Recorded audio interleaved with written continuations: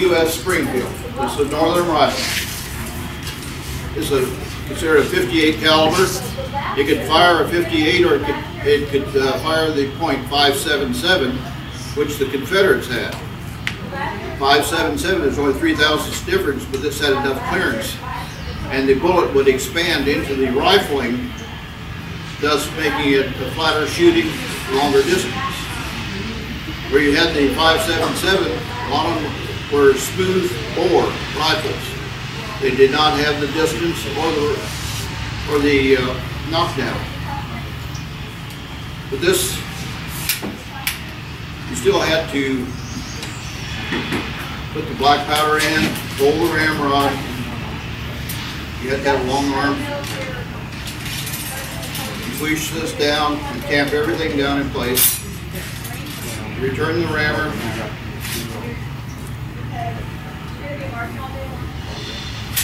You tell I'm an officer, but I'm not very good at this. But then you place a primer cap and you're ready to fire. If you're real good and proficient, you can get 2 rounds off every minute. So when you're in columns, you have your front column, second column, your 2 files. You realize that why you fire by file. The front file would fire.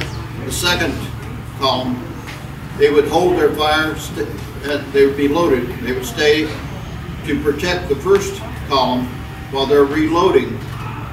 And then they step forward, and they will probably show you when you step forward, you lean on your partner's shoulder, and you fire between the 2 men ahead of you.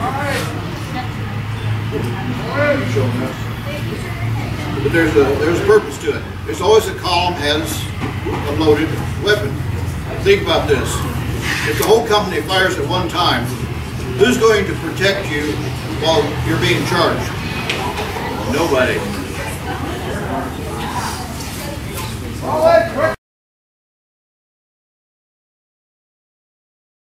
Have your attention, please. Thank you. When you think of the average soldier as being approximately 5'6" and weighing between 125 and 140 pounds, carrying 30 to maybe 40 pounds of gear, rifle and such. You're walking in mud to your ankles. It's raining, running down your neck. You're eating hardtack, or maybe you don't have any food at all. The temperature is about 40 degrees.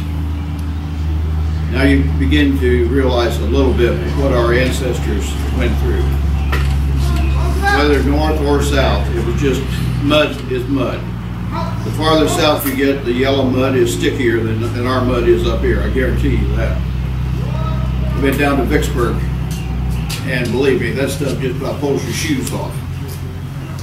But anyway, all I can do is try to generate some interest. You have the capability of going online, the things that in my day and age we hadn't even heard of a computer. See, I'm a 1938 vintage. I graduated from high school in 1956. I'll be married 55 years this fall. So I came out of the dark ages. I had 2 great-grandfathers who both fought for the Union. So the best I can do is try to generate an interest for you. How many of you know that whether you had ancestors on the north or south? 1, 2, 3. Anyone? That might be interesting to ask your folks, ask your grandparents. Do a little genealogy research.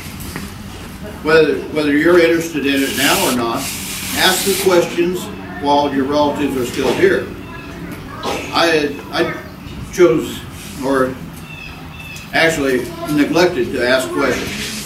Once my grandparents passed away, you know, they're no longer here to answer questions. So now's the time, if you're curious of any of your ancestry, ask questions now. Well, you still got an opportunity for an answer. So,